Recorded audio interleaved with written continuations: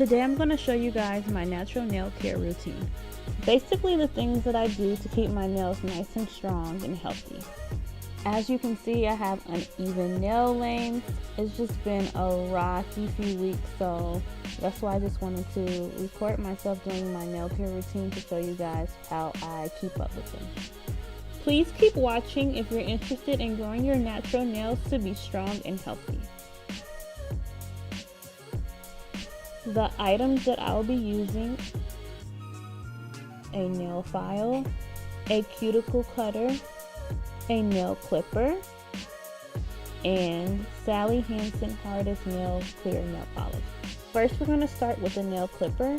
I like to use a small one just because it's easy to hold and it doesn't allow me to cut too much of my nail. The first step with the nail clipper is to cut your nails to your desired length. Keep in mind that when you're cutting your nails to leave a little wiggle room.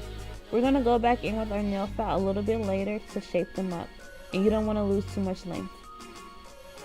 So don't cut to your exact desired length just because we're going to go back in and shape.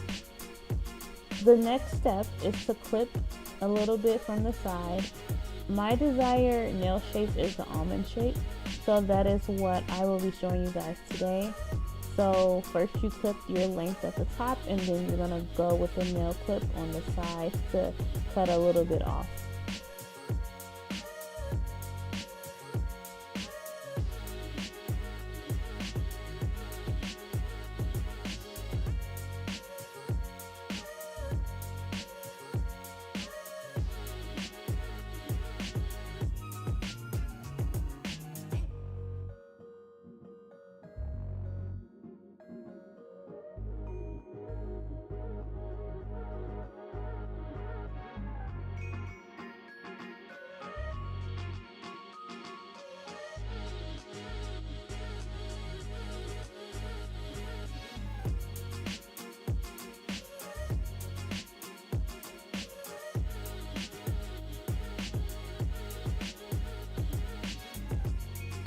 So here is what my nail looks like after clipping it to my length and cutting a little bit off of the side.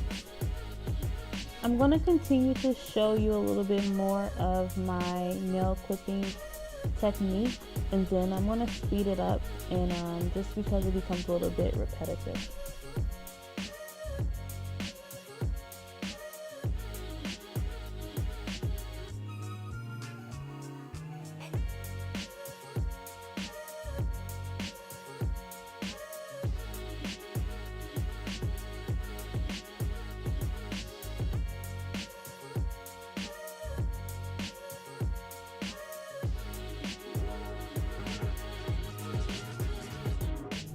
After all the nail clipping is complete, we're going to go in with our nail file to achieve our desired shape. I just use the super thin nail files. They come about 20 in a pack. I just like them. They're easy. They can fit in my makeup bag. They can fit in my pocket. So yeah, these are the nail files that I choose to use. You can use a regular emery board. It's really up to you. These are just the ones I decided to use. When I file, most of my movements will be on the sides of my nail. Very rarely will I start to file the top of my nail because that's where you lose your length. So most of the filing will be focused on the getting the angle right for the almond shape.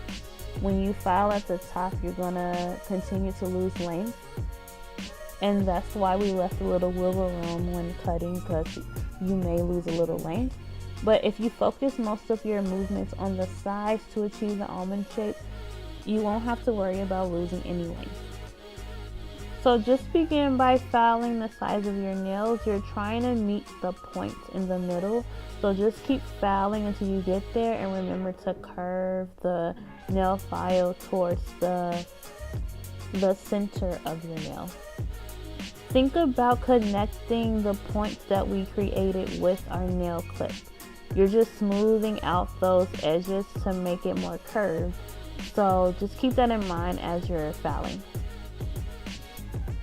So just continue that movement until you achieve the desired angle, desired curve that you would like.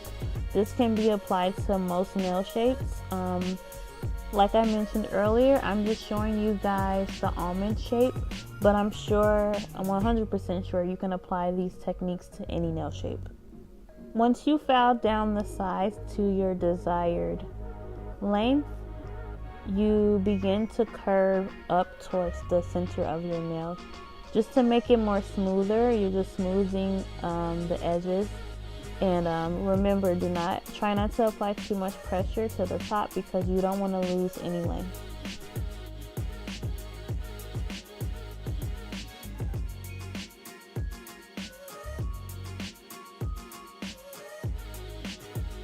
Once I'm done filing, I take the other side of the file, which is used for smoothing, and I just like to go over the edges really lightly just to make sure I don't have any jagged edges that may attach to any clothing, my hair. So yeah, this is the step that you're just smoothing the edges. To create it even more smoother, I like to bring the nail file to my nail bed and just really smooth over that edge to create a nice smooth surface.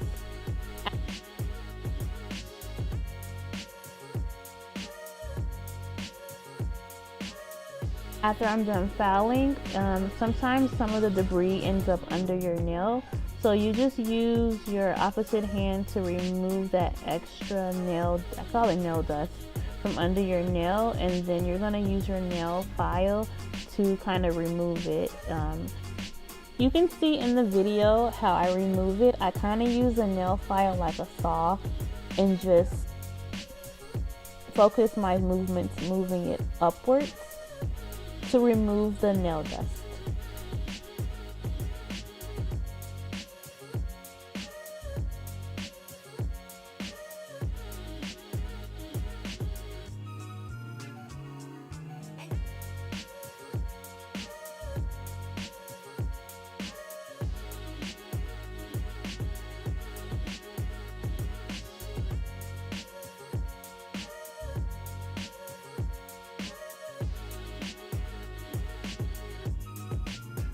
Here's a quick tip to use while filing with your non-dominant hand. I'm right-handed, so with my right hand, I'm going to be doing most of the movement. I'm going to be moving my right thumb against the nail file. My left hand is literally just holding it against my right hand, and I'm just moving my thumb back and forth against the nail file. So technically I am still using my right hand to file as my left hand is just holding the nail file against my nail.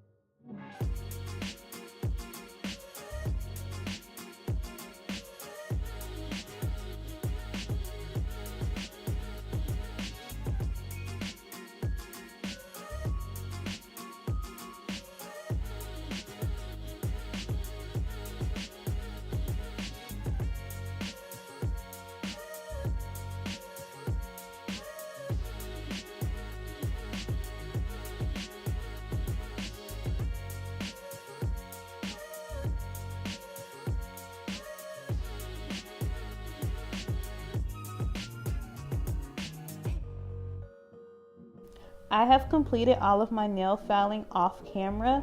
This is an idea of what your nail should look like at this point. Everything's smooth, nice edges, no rigid, rough edges. So yeah, we are accomplished.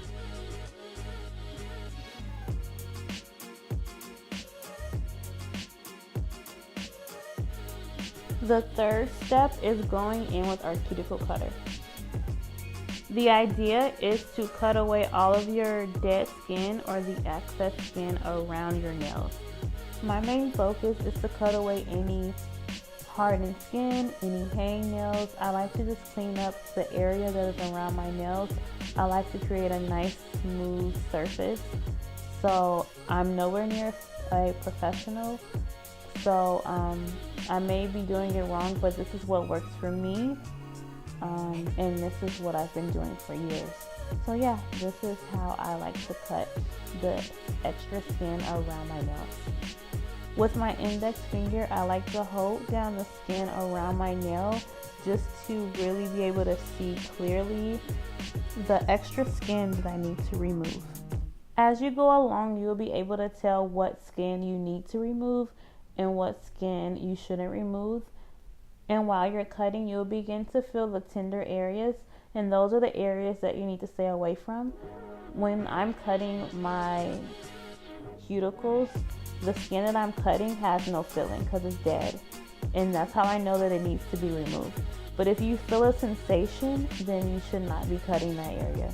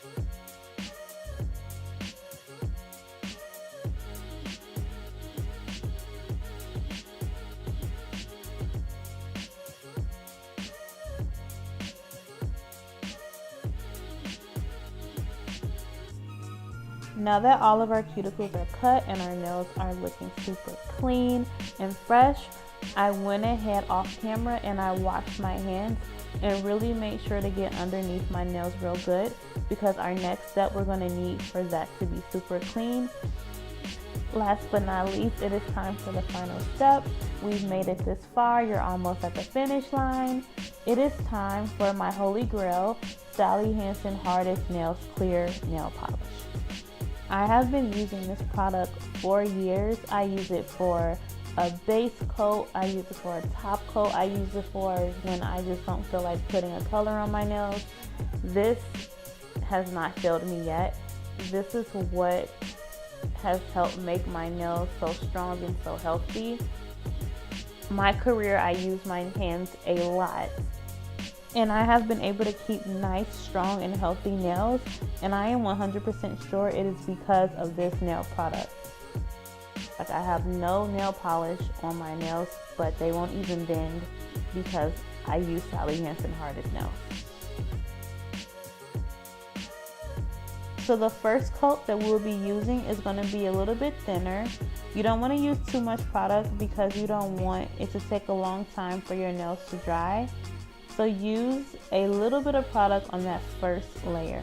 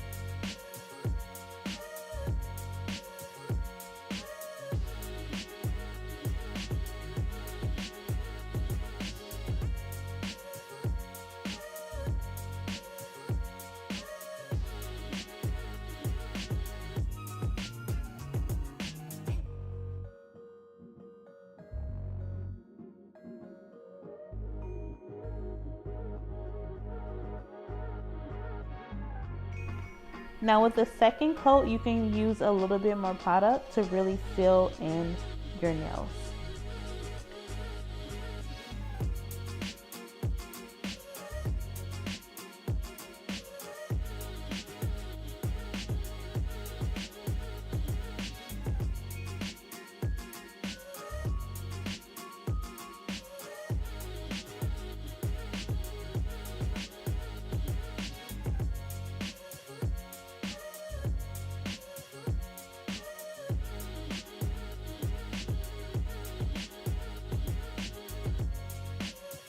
So now that the second coat is complete, our last step with Sally Hansen is to polish underneath our nails. I've been doing this recently just to really seal my nails and to really make sure that they're strong throughout the day. You don't have to use too much product, just a little bit is fine. You're just really trying to create a nice strong barrier.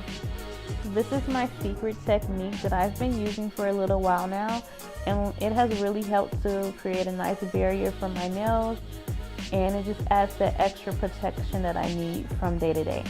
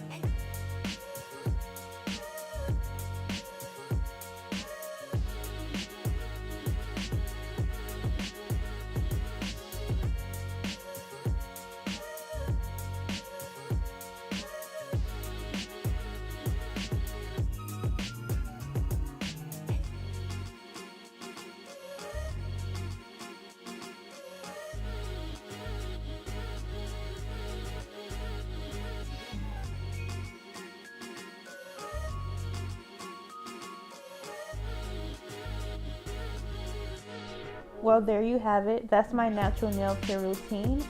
I hope that you guys enjoyed it and that you learned something. I encourage you to dedicate a little bit of time to yourself and take care of your nails.